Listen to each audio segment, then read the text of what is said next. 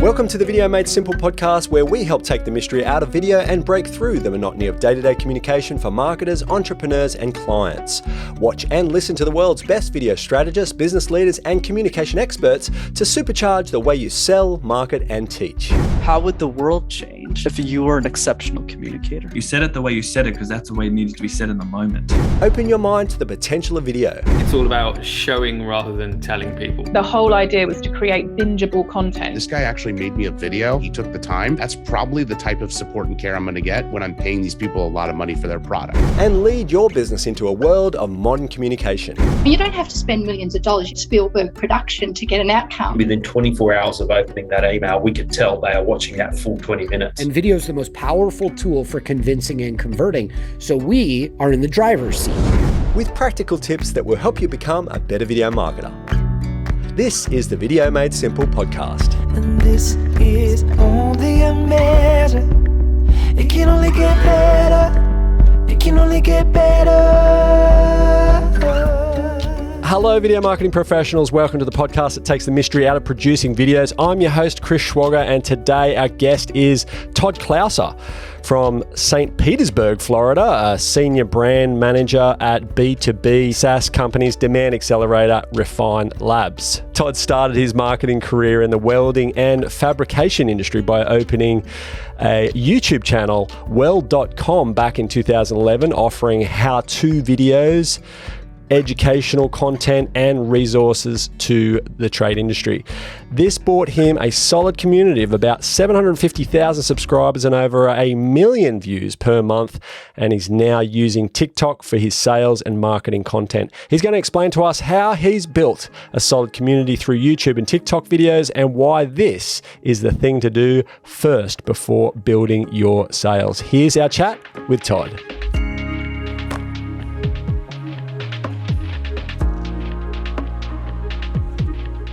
How'd you get started in Refine Labs? What do you do? So at Refine Labs, I was brought on to really launch the TikTok program as well as kind of jumpstart the YouTube program. So when I came on board, they already had I'm going to say a dominating podcast. It's one of the top marketing podcasts out there. And the company was and still is very established on LinkedIn. So they kind of had all those processes in place to continue that, and they wanted to expand to different channels. And I just so happened to have experience in both YouTube and TikTok. So that's how I got on and why I was brought on. So how do you grow a YouTube channel? Because we've been on YouTube for many, many years. We've not given it any investment really. And it's only in the last couple of months where we thought, you know what, we should probably put our, Video Made Simple shows up there. So we're just starting to get ourselves organized. And so we're definitely on the back foot with regards to the more outbound video hosting platforms. But tell me, what's your tip for listeners? I think the biggest thing with YouTube, especially if you're already playing in like these short form scrolling type platforms, so like a LinkedIn or a TikTok or an Instagram or any of those, you kind of have to reassess your strategy for YouTube. It's kind of this like really good combination of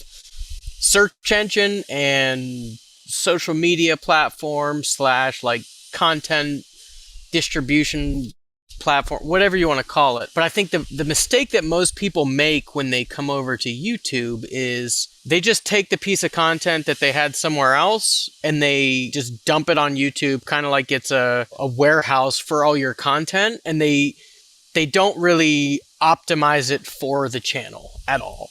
When you're going on YouTube and think about like the content that you watch, there's basically two reasons somebody goes to YouTube. One is they have like a specific task that they have to accomplish. They don't know how to do it. So they're looking for a how-to video, which is very like search focused. And that's okay if you're looking for like one-off views, if there's like some like something new happening in the news that you want to kind of like hijack that trend. That's one way to go about it, but that's not really how you build community. That's kind of how you get these these one-off views. When you're building community, you really have to engage with the audience. And it's difficult at first to do that on YouTube for a lot of people because they don't view it as a social media feed like a LinkedIn or an Instagram or anywhere else, where people are very, like, they accept the fact that if I want to build my audience on LinkedIn, my first step is going out and commenting on all these other people's posts and building relationships, and then it kind of comes. Where on YouTube, that doesn't happen. And what I tell people, like, step number one, before you start like messing with editing and like trying to optimize for the platform, is go out and find like the top 3 channels in whatever niche you're in. Go on their channel, and then you can go in their videos and just like stack rank them by views. So stack rank them by the most views, and then like in the past 6 months, I would say, like go on their most viewed videos, and then drop down into their comment section, and any comment that has like significantly more engagement than anything else, mainly questions, instead of, because most successful YouTubers no longer have the time to answer every single question.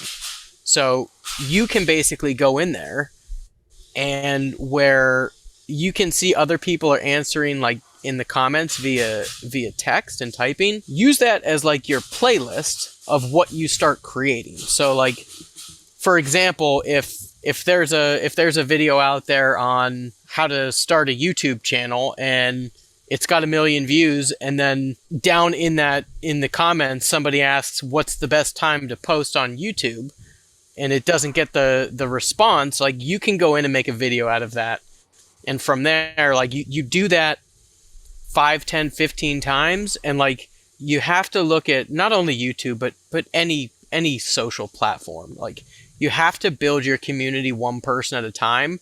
And that starts, if I can go beyond like what even the person that created the original video is doing, by instead of just typing them a generic response or even a detailed response, if I can take that question, create a video piece of content behind it, and then call that person out, like, hey, Chris asked me what time I should post YouTube videos. Like, here's how you figure out when your audience is online. Yep. Here's how you post it.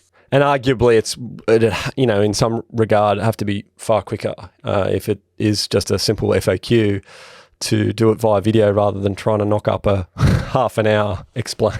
But here's the thing, though. It doesn't necessarily, like when I say that, the normal response is like, well, if they ask the question on a Tuesday, I got to get this out on a Wednesday or a Thursday, or like at the very least this week. Yes. Which, if you can, that's great. But here's the thing that you're doing. When you put out that piece of content, like when you answer that person's question, even if they already figured out the answer, when I post it on my channel, what I'm broadcasting to everybody out there is, yes, I am here answering your questions. Got ya. They don't know that it was 2 weeks ago. I'm still answering the question, because if that person had it, somebody else probably has the same question. Yes. So a very controversial question here, but what is the difference, I guess, with regards to, or the value of shorter videos compared to longer videos for YouTube? What's your average video length, for instance? When you say shorter videos, do you mean just like... in duration? But you're not referring to like actual shorts. You're talking about like no, a 5-minute video correct, compared yes. to a 10-minute video? Correct, yes. Honestly, my answer to this is it doesn't matter at all. Yeah. Because there's a lot of speculation, I guess, and a lot of people approach me about this question, and I'm like, fucking, do what feels right, and at the end of the day, it comes down to audience attention, not duration. It shouldn't, content should never be governed by duration. If it's being helpful and useful and it's actually serving a benefit, then that's its purpose, right? Irrespective of any Google algorithm. However, there's a lot of people still considering, I guess, video SEO and really looking at the active benefits of posting so that they can build channel, build community, and build their business, because then they've got higher lead gen flowing through. So on that's really the question I'm answering for people, is like, is there, I guess, a one-size-fits-all, or is it just, hey, do what feels right? Initially, it's the do what feels right. Yeah. Like, it doesn't take time, but like you can, instead of trying to figure out how long should a video be, and just set like a generic time, like I want my videos to be 10 minutes. What you can do is whenever, let's say you post your first video is 10 minutes, you go into the back end into YouTube Analytics, and you can see in your retention graphs where people drop off, where they're engaged. Like, and for me, what I tell people is you want at least half of the people that start your video to finish your video. So like you can see at the very end, which is different from average view duration. You can see at the very end, like the percentage of people that hit the last second on your video. If you can get that to 50%, it's usually a pretty good sign. The beauty of that graph is not only, it doesn't only tell you where people are getting bored or how long your video should be, but it also tells you like in specific spots, like where people are skipping over, like in these averages, like you can start to figure out like what the audience likes. So like, for example, when I was creating welding content on YouTube, we had something that was called an arc shot, which was essentially like the camera was looking at like what a welder would see through their welding helmet. So like it was kind of like the molten metal kind of flowing along. And like after doing this for years and years and years, like I knew with 100% certainty, if I showed arc shot for more than 8 seconds without voiceover on top of it, people dropped off. Like those are the things that you have to look for, like over the course of time. Like what specific things do you do that are regular throughout your videos that will increase or decrease watch time? So you're obviously, like any good video marketer, looking at trends and seeing what works and what doesn't. And so what kind of content does your audience on YouTube love the most?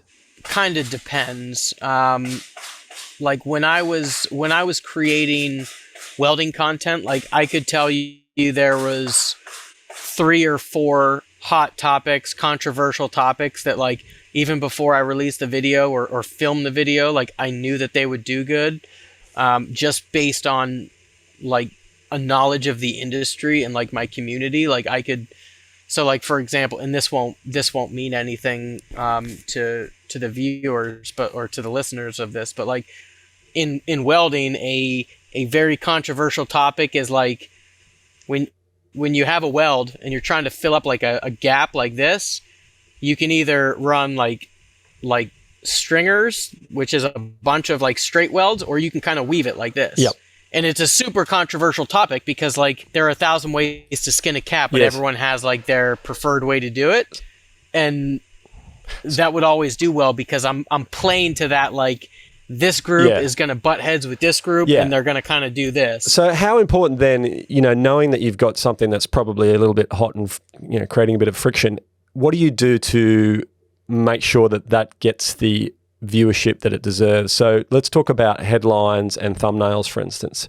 What type of engineering, I guess, do you do around that? Because I know that it can be quite tedious and it can be hard to get the appropriate tagline and the appropriate thumbnail. So how much engineering and effort do you put into that? Especially the thumbnail should be very intentional about what you use.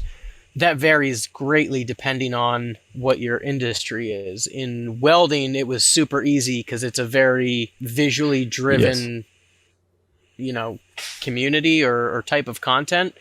Whereas like something like B2B marketing is a little more difficult to do. So like within like the Refine Labs content, we try to essentially take some sort of, because they're very much like this, right? They're talking head style videos. It's not me like going out and demonstrating this is how you do X. Like let me show you. It's very much talking head style. So what we will generally do is as that conversation progresses, we'll look for like keywords or something that the subject matter expert says that we can kind of turn into a more visual thing. So like, for example, this may not be the best example, but for example, if he's talking about like the funnel, like we may have some sort of funnel in that image and him kind of next to it.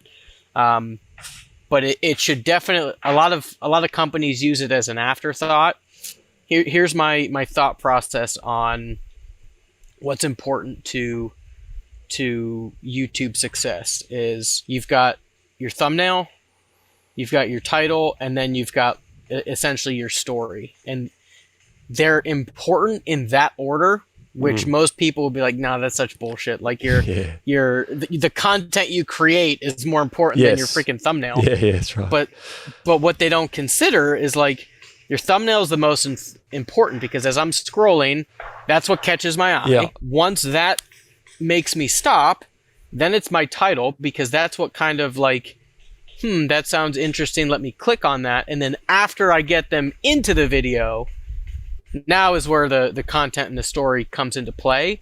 Well, let's talk about TikTok. I mean, you've demonstrated there the validity and the importance of those two elements, the title and the thumbnail. What about TikTok, where thumbnails and titles aren't, I guess, the primary consumption? It's very much a scrolling exercise.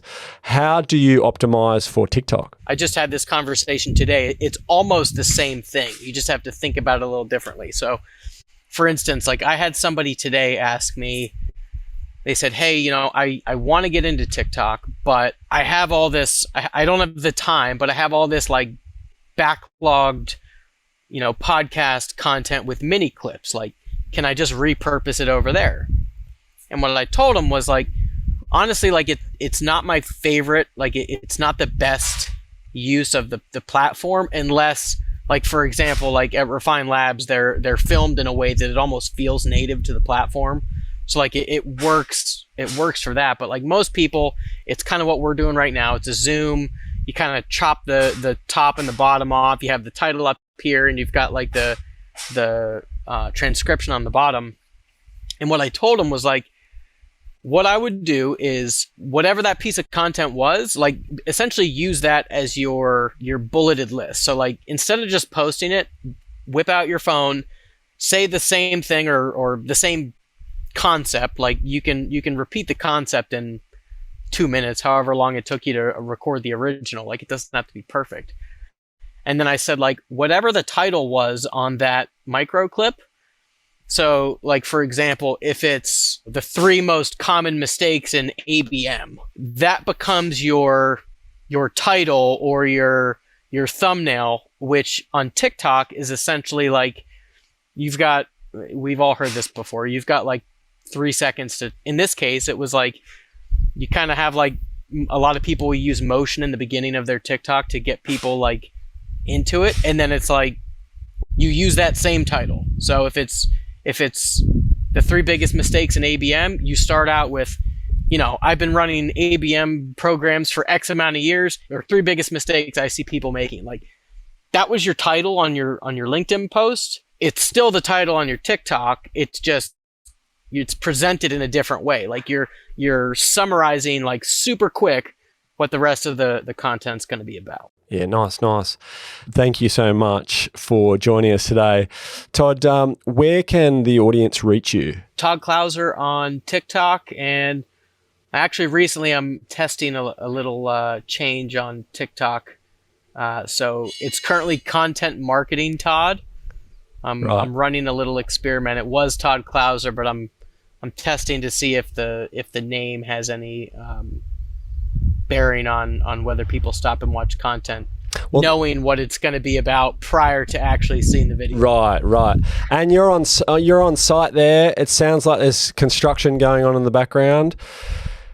Oh, can you hear that? Yeah, that's okay. Hey, Sorry. thank you so much, man. It's been great hearing some insights. If you want to learn more about growing your audience on TikTok or YouTube channel or Todd, also have a look in the show notes for details. When you start creating a video, think about what you could do first to build your community. Thanks for tuning in. That's all for this episode of Video Made Simple podcast, and see you next week.